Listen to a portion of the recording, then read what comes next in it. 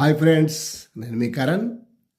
మహిళా వికాసం సమాజంలో సానుకూల మార్పు తేవడానికి ఆర్థిక వనరులు చాలా అవసరం.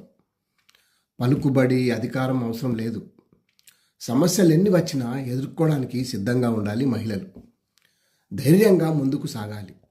ఎవరో వస్తారు, ఏదో చేస్తారు అనుకోకుండా ముందుకు సాగాలి. గ్రామాల్లో ఉన్న మహిళలు సమస్యలన్నీ చర్చించుకోవాలి.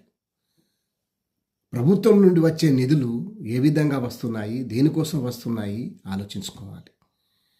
మహిళలు మరియు యువత శిక్షణ తీసుకోవాలి. యువత ముందుకు రావాలి. ఉద్యోగం రాలేదని నిరాశ పడకుండా స్వచ్ఛందంగా వ్యాపారం చేయడం కానీ, స్వచ్ఛందంగా ఎదగడానికి కానీ సిద్ధంగా ఉండాలి. ట్రైనింగ్స్ ఏవైనా ఉంటే తీసుకొని వాటి ద్వారా ఎదగాలి. మహిళా వికాసం లక్ష్యంగా కంపెనీలు కూడా కొన్ని ముందుకు వస్తున్నాయి. ఉద్యోగాలు కల్పిస్తున్నాయి.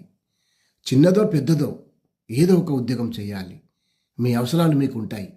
ఆ అవసరాలు తీర్చడానికి చేయి చాపనక్కర్లేదు.